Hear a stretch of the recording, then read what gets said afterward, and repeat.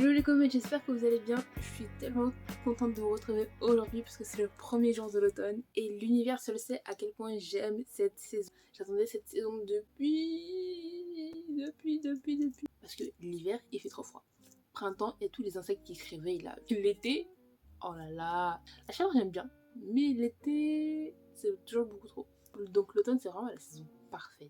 Il fait moche, les ciels est bien couverts là, il pleut et tout, le temps gris, les feuilles colorées qui tombent sur le bitume et tout. Je trouve cette saison elle est tellement inspirante. Je pense que c'est vraiment la saison dans laquelle je suis le plus créative. Et je trouve cette saison beaucoup plus romantique que le printemps. Je sais pas si vous êtes d'accord avec moi, dites-moi dans les commentaires si vous préférez le printemps ou l'automne, ou quelle est votre saison préférée. La vidéo du jour sera pas très longue parce que c'est une vidéo haul où je vais vous présenter les livres que j'ai achetés hier, enfin aujourd'hui pour moi, hier pour vous, au festival Overbooké qui a eu lieu à Paris. Et elle sera très courte parce que malheureusement je n'ai pas pu acheter tous les livres que je voulais et en plus j'ai pas pu assister au festival en entier, donc j'ai assisté que à la dernière table ronde et après un petit peu au DJ7, mais bon au DJ7 j'ai pas vraiment dansé parce que quand je suis toute seule j'arrive pas trop. Voilà. Avant que la vidéo ne commence, n'hésitez pas à vous abonner, à liker et à partager et à activer la cloche des notifications pour pouvoir être au courant des prochaines vidéos. Petite parenthèse pour ma lecture du moment, en ce moment je ne lis rien parce que j'ai mis toutes mes lectures en pause pour pouvoir me concentrer à fond sur mon projet et je l'ai enfin terminé, donc j'ai essayé de reprendre la lecture avec Au prochain arrêt de Hiro Arikawa. Faut que j'arrive à retenir son nom, à chaque fois je l'oublie.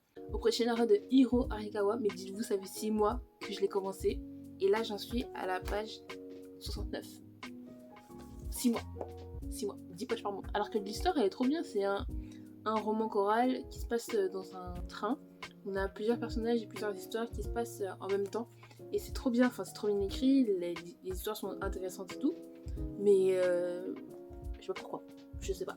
Je vous ai mis l'affiche là pour que vous puissiez bien voir. Attends, je vais retrouver. Voilà. Donc c'était cet événement là et ça a eu lieu hier. Enfin aujourd'hui pour moi et hier pour vous. Enfin vous comprenez quoi.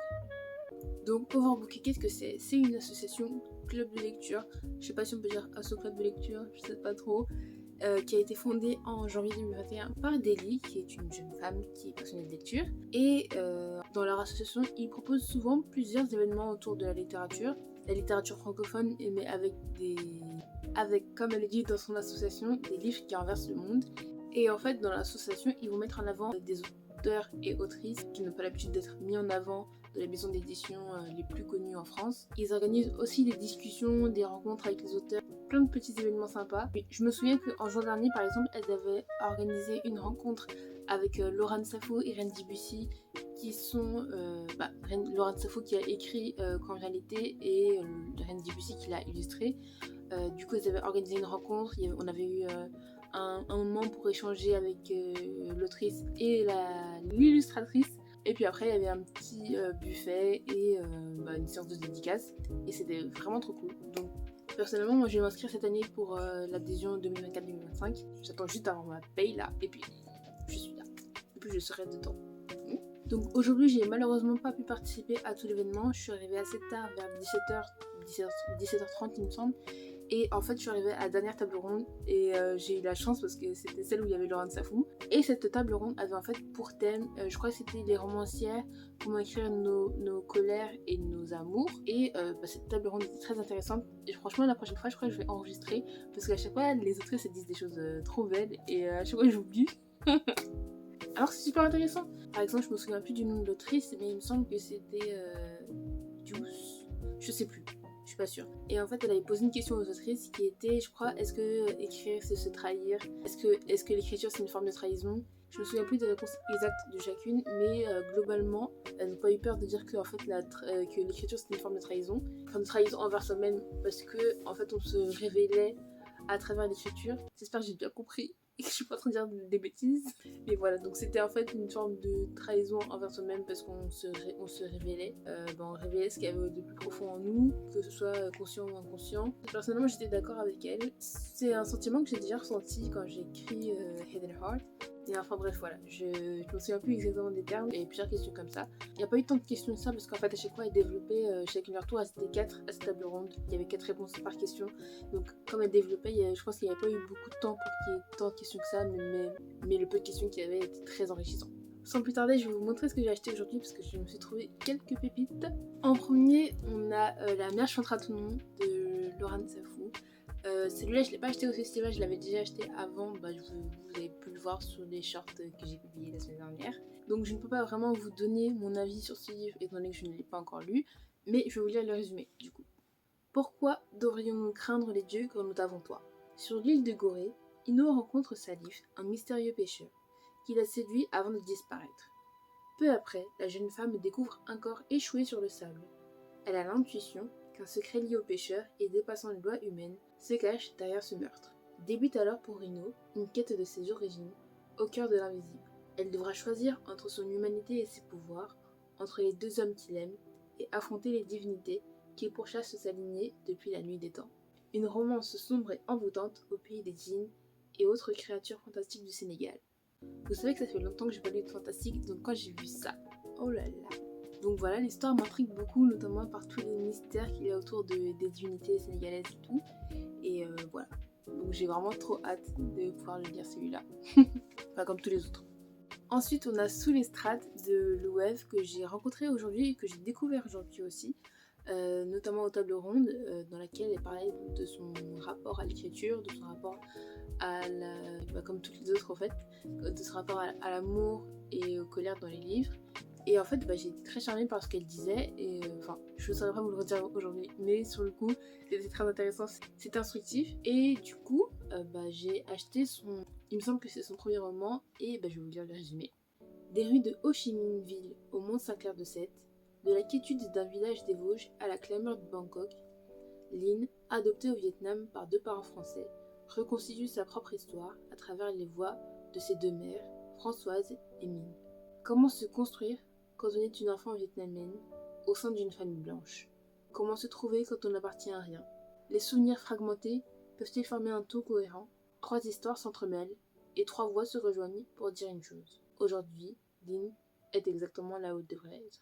Alors celui-là, je l'ai commencé dans le métro et je trouve qu'il est, dès le début, il est très poignant. Je vais pas vous dire pourquoi pour pas vous spoiler, mais j'aime beaucoup sa plume et j'ai vraiment hâte de pouvoir le continuer parce qu'il m'a l'air très touchant.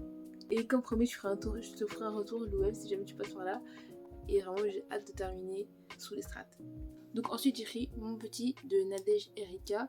Dans ce livre, on va suivre Nell qui vit en même temps chez sa grand-mère et chez sa mère. Elle vit dans deux endroits différents, donc je vais vous dire le résumé. Belleville, dans les années 1990, chez grand-maman, dans une cité HLM, Nell porte des robes à col Claudine, apprend qu'il faut dire les intempéries et non un temps de merde, passe devant des restaurants asiatiques qui exposent des canards sans tête. Porte de Montreuil, chez Jeanne, sa mère, infirmière, libre et bohème, abonnée aux huissiers. Ses dîners banania biscottes, tourne-disques et les Jackson 5 à fond. Entre les deux, avec ses frères et sœurs, Naël fait la navette, grandit, pose des questions qui restent sans réponse. Rencontre des hommes jamais comme il faut. Tombe amoureuse de Gustave et devient mère à 19 ans. Le drame attend son heure. Donc en fait, si j'ai si j'ai été attirée par ce livre, c'est parce que en fait, Nadège Erika, pendant son talk avec pendant la table ronde, elle disait que en fait l'écriture lui avait servi de rempart, et je crois que c'est une des images qui m'a le plus touchée, parce qu'en fait c'est vraiment comme si l'écriture ça lui servait de protection, enfin ça la protégeait un peu des maux du monde, et du coup elle se libérait un peu dans l'écriture, et voilà, c'est ce qui m'a touchée un petit peu, et du coup c'est ça qui m'a attirée. Qui m'a donné envie d'acheter le livre. Ensuite, je me suis pris La prophétie des serpents de Isis Labo-Gaviria. Il me semble que c'est un roman choral entre 4 personnages, comme vous le voyez sur la couverture. Je sais que l'autrice avait beaucoup mis en avant la sororité entre les 4 personnages, leur façon de se rencontrer. Et du coup, je vais vous dire le résumé. Une très ancienne prophétie commande d'envoyer une enfant élue dans le passé afin de rencontrer une sorcière multimillionnaire, gardienne de la Martinique.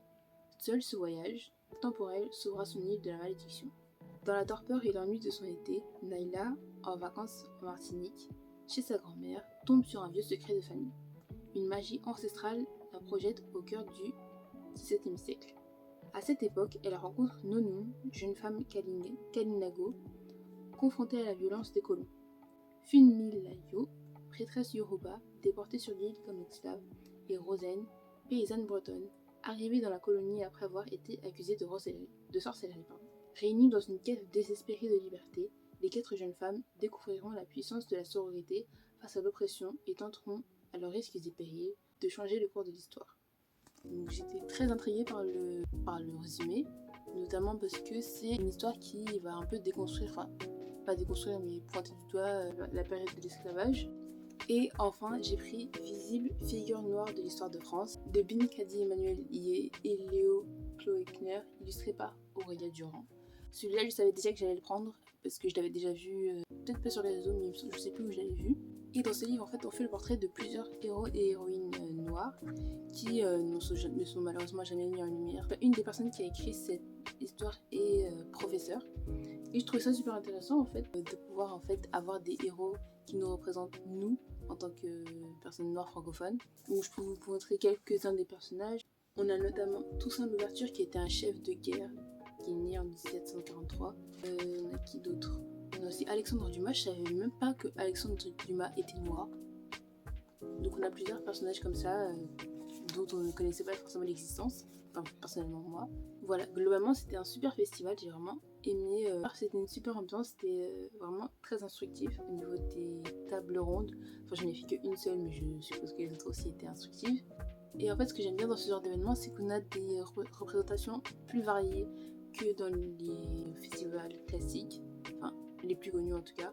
Et ça fait du bien en fait d'avoir des personnes qui nous ressemblent, d'avoir des auteurs et autrices qui ont notre même vécu, qui ont un peu notre vécu, qui peuvent nous inspirer, qui nous font rêver, qui nous font pleurer aussi.